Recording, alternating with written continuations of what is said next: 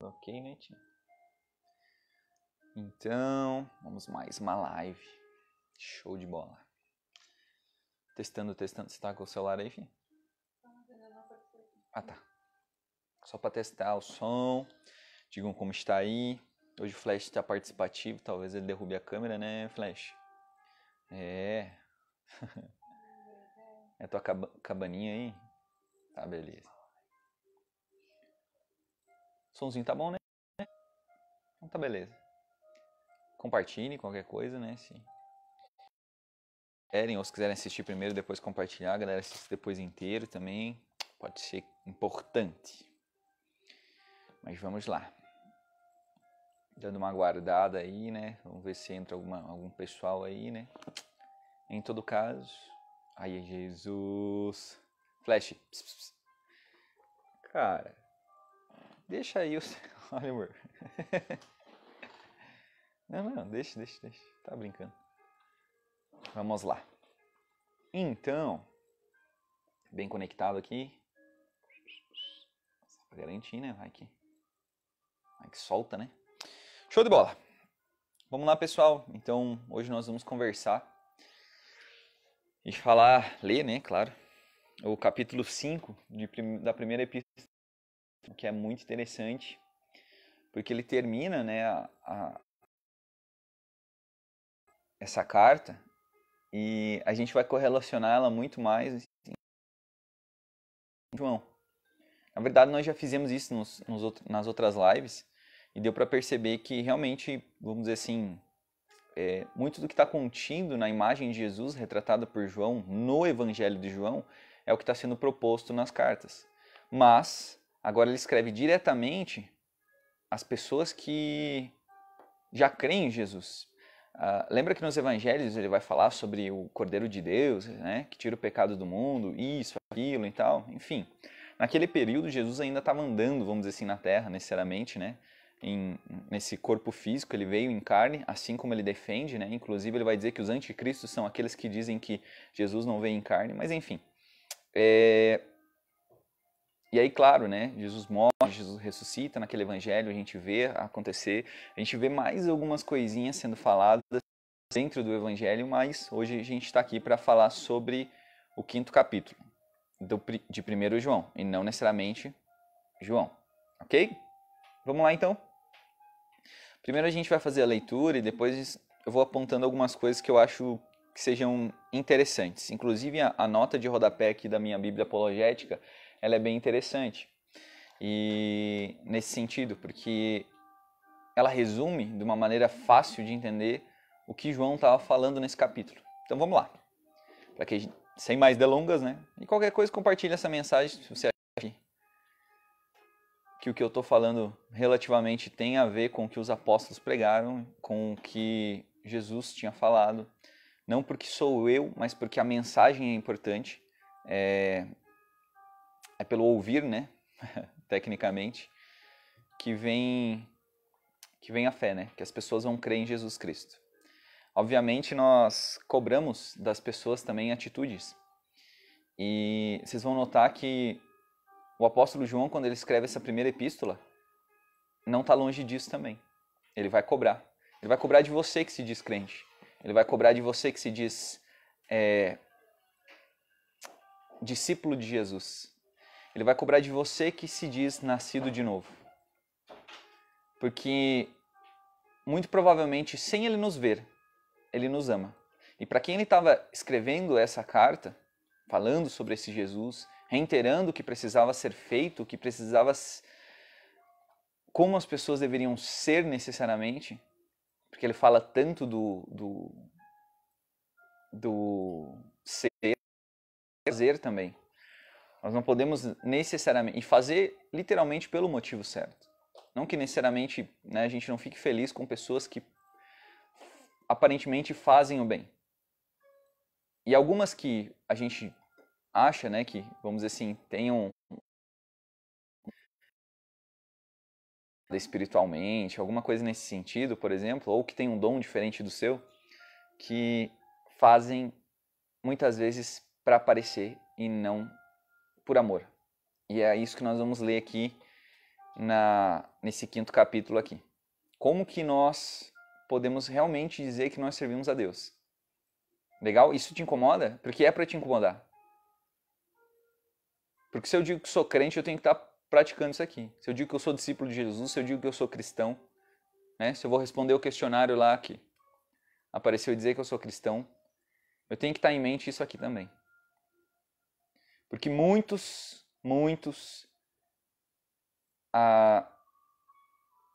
pegam, vamos dizer assim, mestres, pessoas, por exemplo, assim, o meu desejo é esse. E aí, quando ele fala o contrário, ou diz que é nesse sentido, ele procura outro mestre. Ele procura algum lugar que agrade os seus desejos e não necessariamente a proposta que Jesus nos oferece de salvação. Que Paulo discute nas suas epístolas sobre mudar quem somos, nascer de novo. Então vamos nessa. Versículo 1 em diante. Aí eu vou parando e vou conversando, tá? Então, 5º capítulo de 1 João. Todo aquele que crê que Cristo é nascido de Deus. E todo aquele que ama ao que o gerou, também ama ao que dele é nascido. Interessante, né? Quando foi colocado o credo apostólico, tanto apostólico romano quanto o outro, justamente Jesus ele foi gerado em Deus. Ele era a palavra necessariamente e não criado. Tanto que nas Escrituras, como nós vamos ver, ele existe eternamente e não foi necessariamente uma das criações de... A gente tem que falar assim às vezes para o pessoal entender, porque fica mais fácil, né? Entender às vezes fica muito mais fácil, porque senão a gente faz um bolo na nossa cabeça. E desculpem, né, as pessoas de outras denominações que não vão crer nisso, mas esse 5º capítulo aqui tá para vocês. Tá para nós, né? Mas no sentido que ele dá ideias, necessariamente, que tanto o verbo, né, o Logos de Deus, Pai, o Espírito e Deus Pai são um. E aí ele coloca um propósito também, enfim, mas quando nós chegar lá, nós vamos falar disso. Então, tecnicamente, João acabou falando nos outros capítulos também sobre que quem não ama seu irmão não é nascido de Deus. E esse é um problema grande. Quem é nascido de Deus? Vamos continuar? Daqui a pouco a gente dá uma remetida.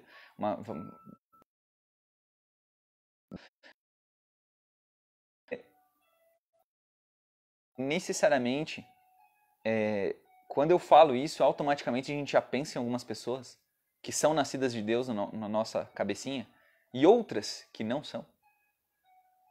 Que a gente diz, esse aí não é. Nota? Mas por quê? Porque eu penso isso ou chego a pensar isso e será que realmente é isso que eu tenho que fazer? Mas vamos lá, vamos continuar. Eu creio mais que Apolo pega em cima disso, não necessariamente João, mas João acaba deixando implícito na mensagem um detalhe poderoso, vamos dizer assim, nesse sentido, porque ele te convida a olhar para você mesmo. Ele te convida a olhar no espelho e dizer, você ama o seu irmão? E aí? Você ama o próximo? Senhor! Né? Igual provavelmente alguns vão perguntar e já perguntaram no passado, quem é meu próximo? Versículo 2. Nisto conhecemos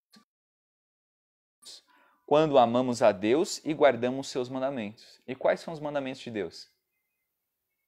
E agora você vai ficar chocado, porque necessariamente isso vai impactar,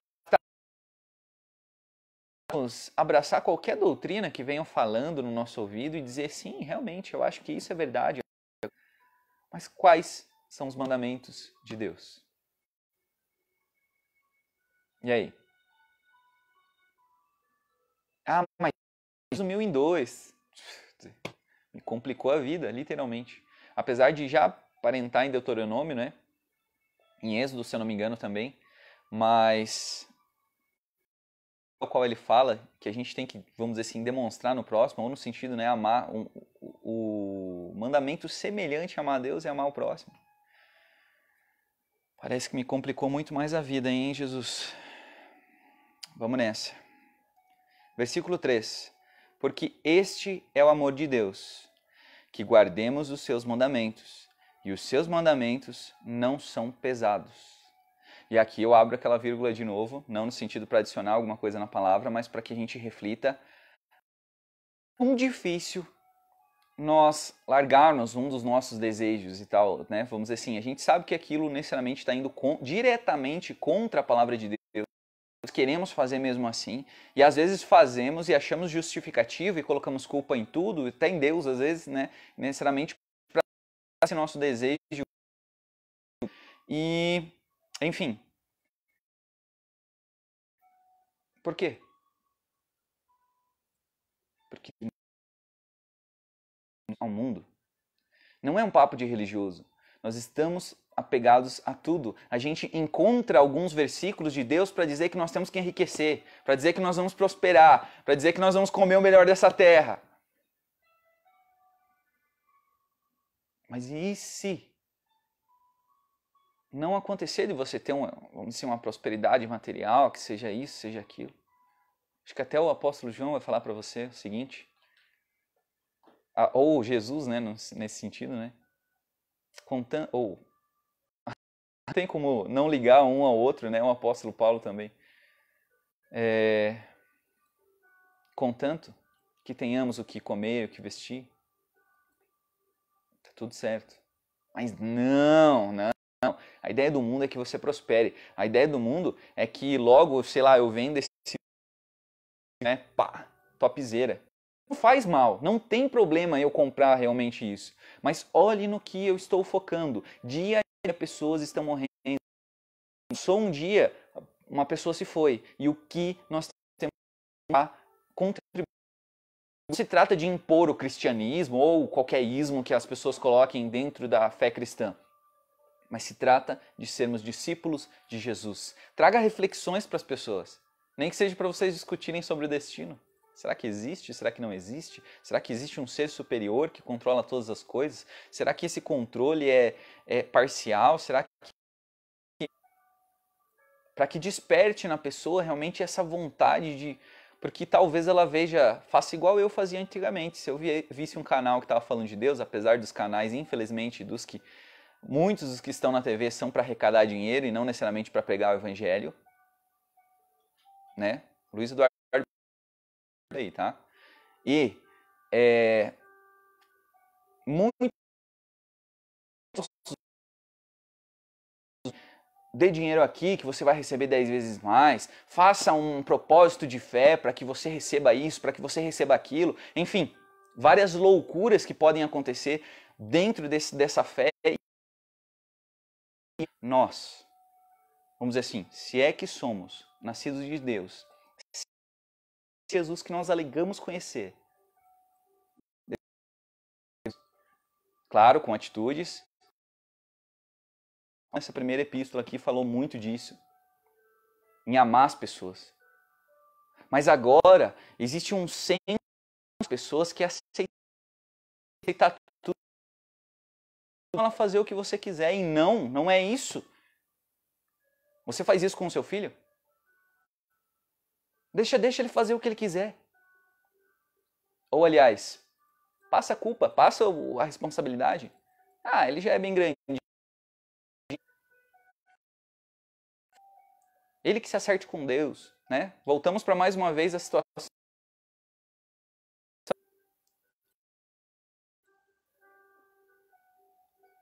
E eu vou te perguntar, foi isso que os apóstolos disseram para igrejas que, vamos dizer assim, estavam inclusive fazendo bagunça? Fazer? É isso? E antes que você jogue a culpa, a responsabilidade pro pastor, sei lá quem que você colocou no pedestal lá e diz, tarefa dele, né? O cara ganha para isso. Será mesmo? Vamos refletir? Vimos até refletir sobre essas coisas. Refletir sobre a imagem que eu vejo no espelho realmente sou eu? Realmente eu estou achando que eu sou uma pessoa pura acima das outras? Realmente eu amo ao ponto de dizer obrigado por me salvar, mas eu não ofereço a salvação para todos? Amanhã. Mas pode ser que o teu continue e você possa fazer isso. Você possa oferecer o Cristo. Claro, Jesus mesmo disse, se caso você for perseguido, né, que eles perseguiriam vocês também. Ou nós, no caso, nesse sentido, né? Mas enfim. Vamos lá? Versículo 4. Porque todo o que é nascido de Deus vence o mundo. E esta é a vitória que vence o mundo, a nossa fé. E como que é a nossa fé? Em quem que é a nossa fé? Jesus deu um exemplo abstrato para as pessoas. Ele disse assim, tem a fezinha em Deus ali, pau, que você vai para a salvação. É isso que ele falou para você? E apesar do apóstolo Paulo defender essa fé, o apóstolo Tiago vai falar justamente da fé prática. E é isso que João também está falando nesses 5 capítulos aqui. Ele está falando que quem não ama, quem vê seu irmão passando necessidade, quem não ajuda e não ajuda, não conhece a Deus. Versículo 5. Quem é que vence o mundo, senão aquele que crê que Jesus é o Filho de Deus? Ok, agora então eu creio que Jesus é Filho de Deus. E o que eu vou fazer com isso? Legal, eu tô, né? Vamos dizer assim, se for só isso, necessariamente, basicamente, levianamente, sem entrar nas ações. E eu não estou falando que obras salvam necessariamente, mas obras são parte da vida cristã, sim. Sim. Este é aquele que veio por água e sangue, isto é, Jesus Cristo não é só por água, mas por água e por sangue. E o Espírito é o que testifica, porque o Espírito é a verdade. Aqui, claro que ele vai colocar no contexto, necessariamente, né, nesse sentido. E ele vai falar, inclusive, alguns teólogos vão remeter essa parte da água pela própria palavra em si, mas não necessariamente porque ele está falando diretamente de Jesus, então ele vai falar do batismo, que seria o arrependimento, e colocar o sangue, que seria o sangue derramado por Jesus, o sangue dessa nova aliança, da aliança que nós temos hoje com Jesus, que dá uma problemática violenta quando a gente volta para o versículo 1. E vê que se a gente ama aquele que foi gerado por Deus Pai, a gente vai amar aquele que também é nascido dele. Complicadíssimo. Complicadíssimo porque faz nós refletirmos. As nossas frases prontas, os nossos deixo para outra hora, acaba mostrando realmente quem nós somos. As nossas ações. Ele veio para os seus, mas os seus não receberam. Por quê? Aí vai para o 3º capítulo. Porque as suas obras eram más. Versículo 7. Então, para dar esse contexto, ele coloca: porque 3 são os que testificam no céu: o Pai, a Palavra, e quem é a Palavra aqui? E o Espírito Santo. E estes 3 são um. Estes 3 são um. Um só Deus.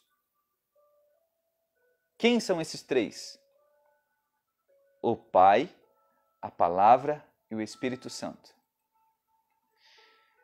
E 3 são os que testificam na terra. Agora, o que apareceu aos olhos dos homens?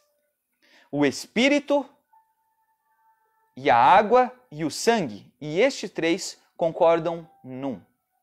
Que é o que vai remeter aí justamente aos que os teólogos falam nesse sentido do arrependimento, nesse sentido do batismo, nesse sentido do sangue. E existem algumas ações que nós podemos tomar não para ganhar a salvação, mas que mostram necessariamente, inclusive publicamente, que nós necessariamente tomamos essa decisão. Que seria esse batismo? Que seria o cálice. O pão e o cálice, obviamente, né? Porque o pão ele também vai ter um significado, mas necessariamente até foi Jesus que pediu, né, para que nós fizéssemos isso. E hoje, por exemplo, nós vamos fazer, algumas pessoas fizeram ontem, algumas pessoas fizeram sexta, porque seguem o calendário judaico e fazem isso no sábado, enfim, por crerem que, teoricamente, isso deve ser feito no começo do sábado já. Enfim, mas... topzera, no caso ao pôr do sol, né? Mas enfim. Entendem? Ainda não? Vamos continuar então. Se recebemos o testemunho dos homens, o testemunho de Deus é maior. Porque o testemunho de Deus é este, que de seu Filho testificou. Ele foi, deu seu sangue e ressuscitou. Ao terceiro dia, né? Igual a gente vê até as crianças respondendo. Quem crê no Filho de Deus, em si mesmo, tem o testemunho. Quem em Deus não crê, mentiroso o fez, porquanto não creu no testemunho que Deus deu do seu Filho, ou do seu Filho deu, em algumas traduções. E aí que entra o nosso papel e a nossa pressa em pregar o Evangelho, para que mais pessoas possam ouvi-lo e crer nele. Realmente nós não temos nenhum poder em saber quem vai ser salvo ou não. E talvez nem devesse ser, vamos dizer assim, uma questão para não julgar aquele... Não virar aquele julgamento que começou a ser feito ou começou a ser questionado no começo do vídeo. Mas existem várias ações que nós devemos tomar.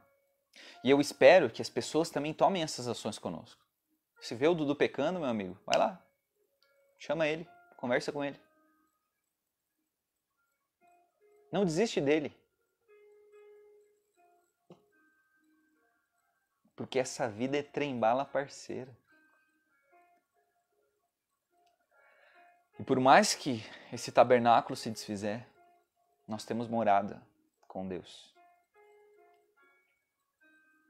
Essa conexão entre o Evangelho de João, Paulo e essa primeira carta de João é muito interessante.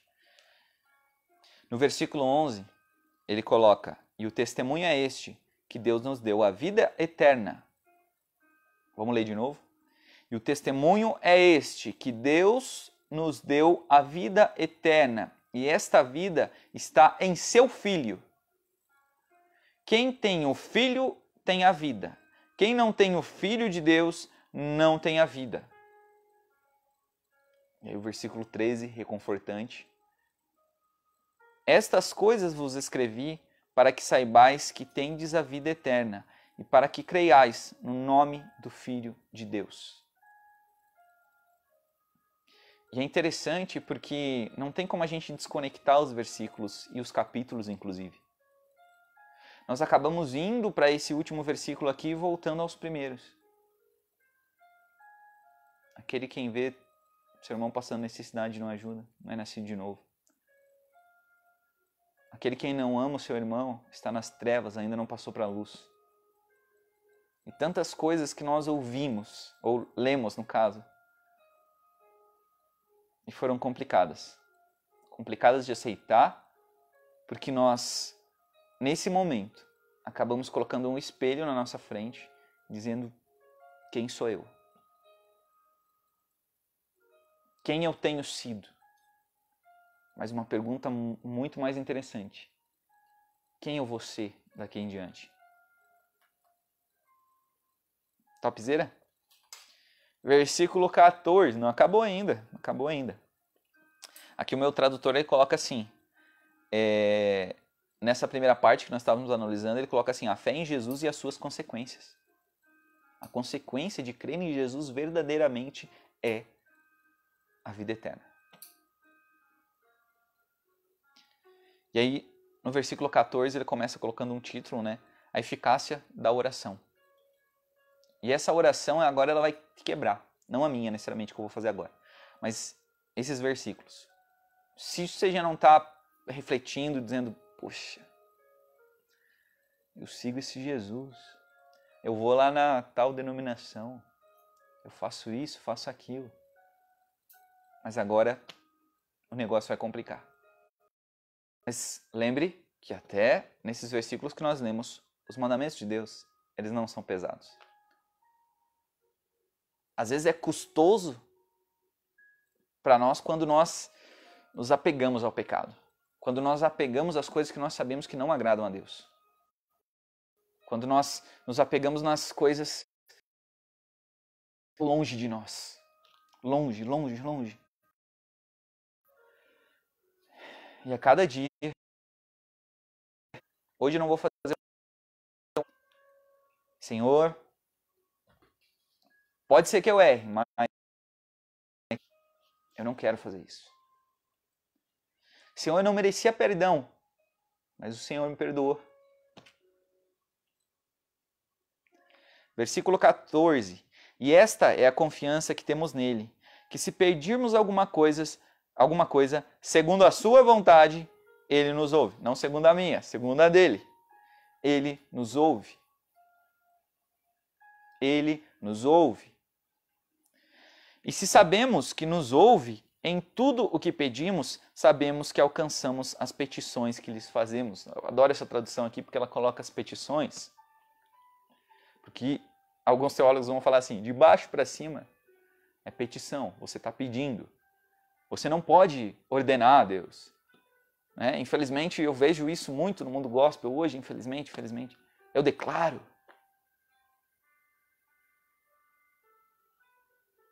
Enfim. São bastante coisas para a gente refletir, né? Mas não vamos fugir do que nós estávamos construindo aqui. Se alguém vir seu irmão cometer pecado que não é para a morte, orará. Eu já explico isso. E Deus dará a vida àqueles que não pecarem para a morte. Há pecado para a morte, e por esse não digo que ore.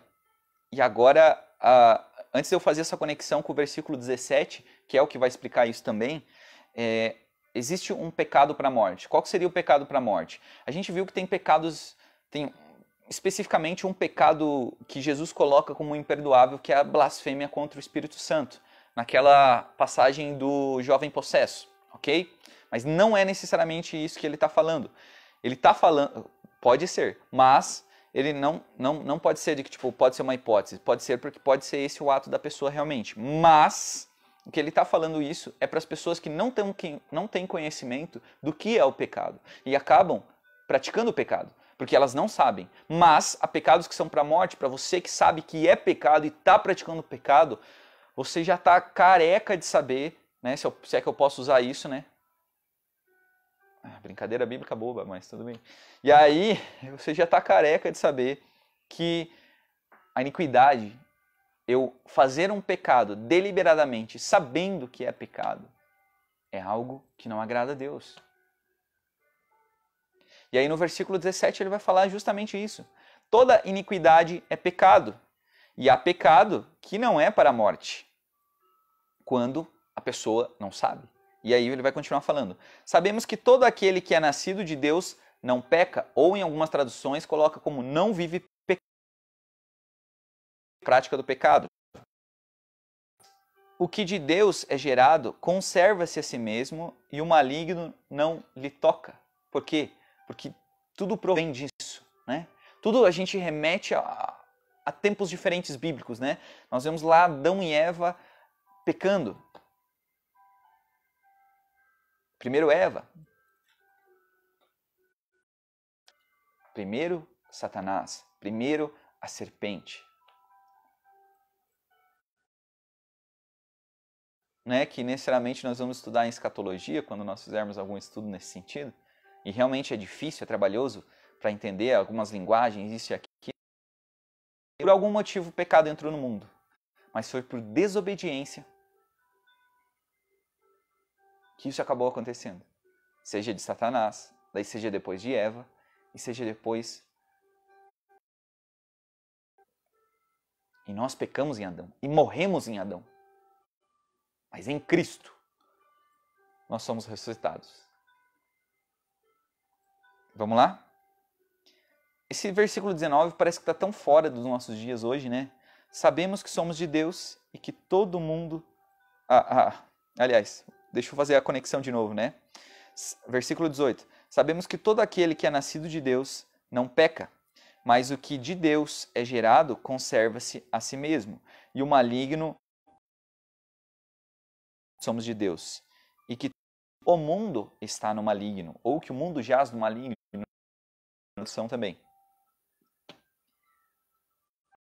Compreende? Você não é grato por Deus ter te encontrado?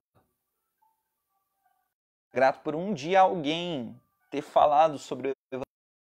A pessoa já está em outros caminhos. Tem pessoas morrendo, não só de Covid, não só de problemas, morte morrida, não somente disso, mas tem pessoas que estão perecendo sem Jesus. Isso deveria nos preocupar. E o que é ter Jesus? Aí quando você lê esses 5 capítulos aqui, quando eu amo a Deus, vem João e fala para você, aquele que não ama seu irmão não é nascido de Deus. É que um dia pode acontecer justamente como... O pior não. Eu creio que seja bom porque ele é justo. Né? A gente vê assim porque nós nos conhecemos. Mas enfim, onde ele vai dizer assim, justamente essa parte da iniquidade, né? Ele vai falar para algumas pessoas, vende, benditos do meu pai. Isso aqui é por herança, é teu. Mas, para outros que vão dizer, inclusive, Senhor, Senhor, nós não expulsamos muitos demônios, nós não fizemos isso, fizemos aquilo.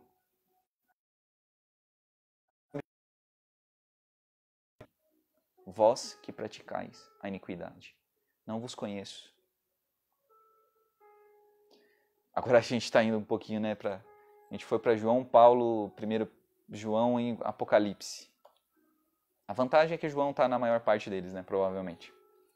E aí, e sabemos que já o Filho de Deus é vindo e nos deu entendimento para conhecermos o que é verdadeiro. E no que é verdadeiro estamos, isto é, em seu Filho Jesus Cristo. Estamos em Jesus Cristo? Estamos? Somos um corpo? Somos mesmo? Somos mesmo? E aí? Responda. Faz mal você comemorar aniversário da tua denominação? Faz mal não, faz mal não. Mas para nós que pregamos, inclusive, somos um corpo. Será que a gente tá fazendo igual o John Wesley fez, né? Dá a tua mão aqui se você crê em Jesus e vamos junto, porque você é meu irmão. Enfim. Da frase bem certinho. Mas somos. Essa última parte desse versículo 20, ela fala o seguinte: este é o verdadeiro Deus. Filhinhos. Aí no versículo 21 ele coloca o seguinte: guardai-vos dos ídolos. Amém? Guardai-vos dos ídolos. E o que nós começamos falando na live? Sobre ídolos, sobre pessoas que nós colocamos em lugares. Não é necessariamente uma estátua, tá? O gesso, pouco me importa. Mas os ídolos. Quem são os ídolos? E aí, quem são? Quem são? Por que ele está falando isso? Por que Paulo vai falar então do partidarismo? E aí você vê e enxerga se a tua denominação, necessariamente, segue também a Jesus. Até porque, por mais que a gente tenha condição de fazer alguma coisa nesse sentido, sendo que Deus nos dá, tem muita gente que está fazendo algo parecido que não tem nada a ver com Deus. Não tem nada a ver com o Deus bíblico. As pessoas hoje em dia elas estão falando assim, porque Deus ama todo mundo, e isso não quer dizer que isso não seja verdade, mas estão dizendo que Deus aceita tudo, que não é para você mudar, que, enfim, cara, assiste um pouco, né? Esses bibliários passados que a gente tem passado. O que o apóstolo João estava falando aqui? E aí eu prego o novo nascimento, né? Necessariamente, que foram o que os apóstolos falaram. E não creio nesse novo nascimento, não faço parte desse novo nascimento. E isso não quer dizer que você não vai errar. Isso não quer dizer que você não pode cometer um erro agora. Não. Mas, está aqui. Aquele que é nascido de Deus não vive pecando. E aí ele fala, inclusive, justamente disso. E aí, a eficácia da oração. Aí que eu entendi o título que o autor colocou aqui, mas não foi necessariamente João. O autor da Bíblia, necessariamente, né, colocou para as pessoas entenderem. O autor da Bíblia, boa. O autor que traduziu aqui, né? A intercessão. Pode ser que as pessoas não ouçam o que você está dizendo, de alguma forma. Mas eu não lembro qual teólogo disse, eles não podem contra as nossas orações. E Deus nos deu, Jesus nos deu um exemplo muito ao qual até os pagãos sabem recitar ela. Pai nosso, nosso, que estás nos céus. Santificado seja o teu nome. Santificado pelo quê? Se Deus é santo. Será por quê que ele vai ser santificado? Interessante. E outra parte que me chama a atenção, claro, todo o Pai Nosso é interessante, a gente poderia estar discutindo aqui sobre ele, mas perdoa as nossas dívidas, assim como nós perdoamos a quem nos tem ofendido. Sério? Sério mesmo que a gente tem perdoado? Ou algumas traduções vão colocar, né, assim como nós perdoamos os nossos devedores. O jeito é eu não perdoar uma vez ou 7, mas é 70 vezes 7. Porque Deus me perdoou. Porque nós somos reconciliados, não através das tuas obras, mas da dele. E é isso que as pessoas às vezes não separam direito. E aí dizem, então tá bom, agora eu creio. E aí não produzem fruto. E Jesus vai fazer uma correlação interessante sobre isso. Sobre os galhos que estão ligados na videira e não produzem frutos. Sobre isso, sobre aquilo. Mas você só vai entender se você conhecê-lo. Pode ser que não seja uma voz de veludo no seu coração, no seu ouvido. Mas através, creio, que das palavras que nós temos, que foi conquistada inclusive com o sangue da tradição, vamos dizer assim, cristã necessariamente, pelos apóstolos, por Tiago, por Paulo, por João, enfim. E hoje nós podemos conhecê-lo. Nós ficamos nessa agonia de Deus, fala comigo, me dá um sinal, me faz isso, mas faz aquilo, mas faz isso, cara. Abre e lê. Se você não sabe ler, fala comigo, cara. Nós vamos dar um jeito nisso. Nós vamos dar um jeito nisso. Mas você pode conhecê-lo. E aí você vai ler aqui. E esse é o testemunho. Que Deus nos deu a vida eterna. E esta vida está em seu Filho. Quem tem o Filho tem a vida de Deus.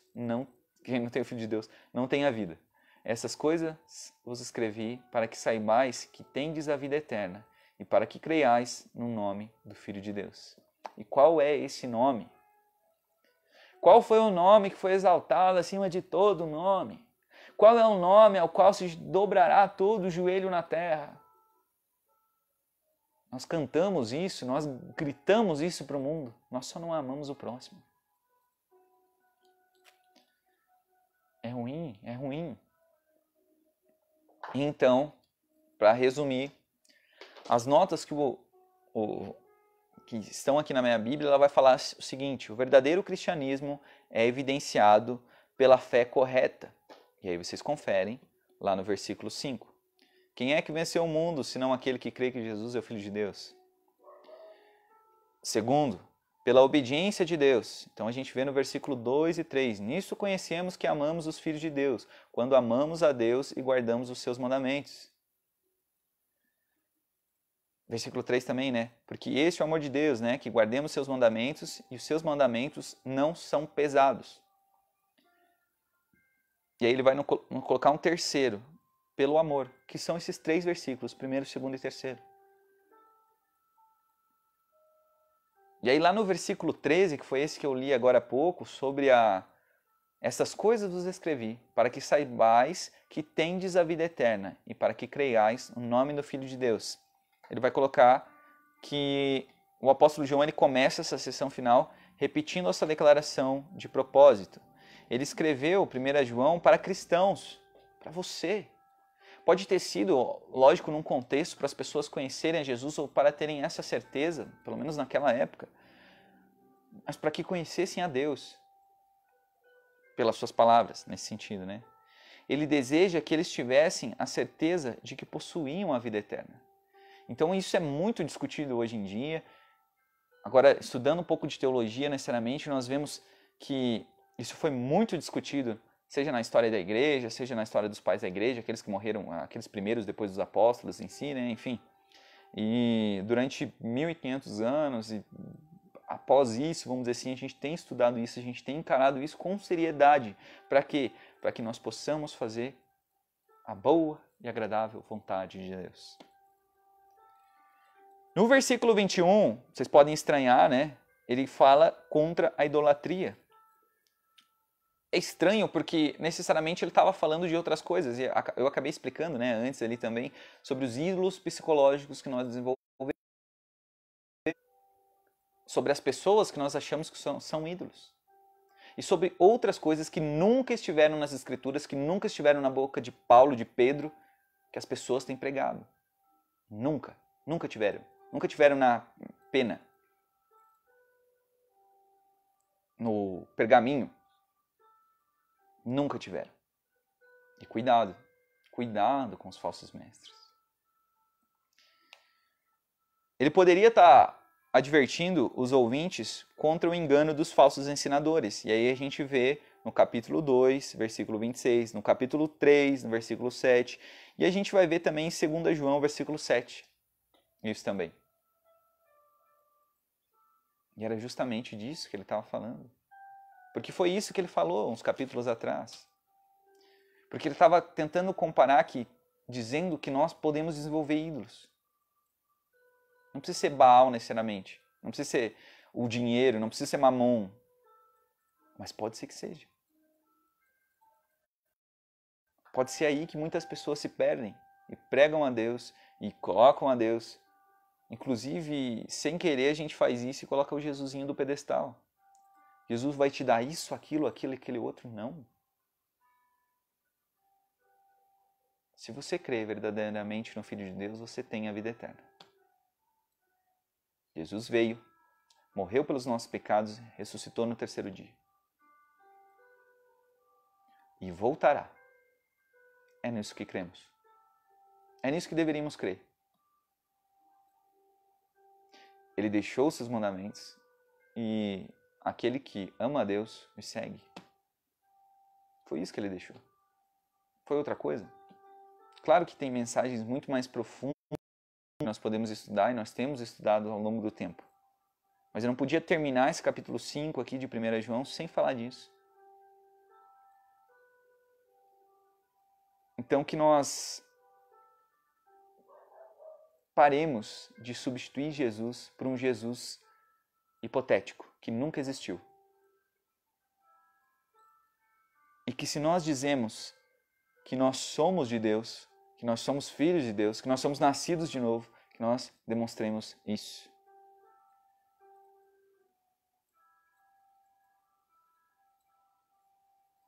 E aí, nós lemos esse versículo 13 também, que acaba nos acalmando de novo. Essas coisas vos escrevi para que saibais que tendes a vida eterna e para que creiais no nome do Filho de Deus. Nosso Senhor e Salvador, nosso único mediador.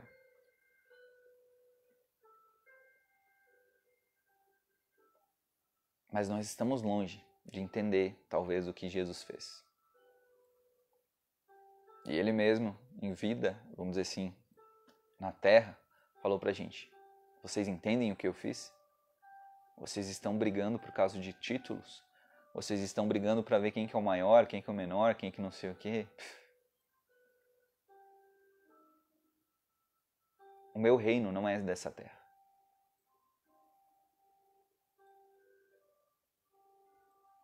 Mas, calma, eu vou. Mas eu vou preparar-vos lugar.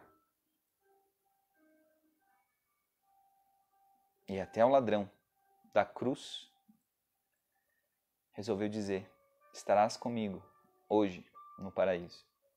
Porque ele percebeu o quê? Primeiro, que Jesus não tinha pecado. Segundo, que ele era culpado pelos atos que ele tinha tomado e estava lá naquela cruz por merecimento. Obviamente, ninguém merece estar numa cruz, né?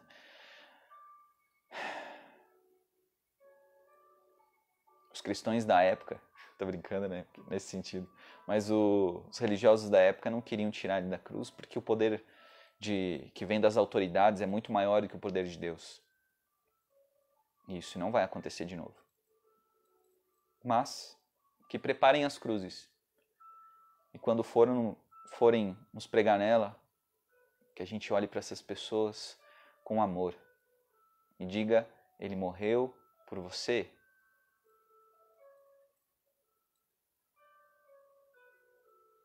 Pai, eu te entrego o meu espírito. Amém? Assista de novo. Reveja os vídeos. Veja esse vídeo de novo. Para que você compreenda um pouco mais. Peça para o Pai. Não fique só aqui. Vá pesquisar o que outras pessoas escreveram, o que outras pessoas falaram. Mas vá atrás desse Jesus.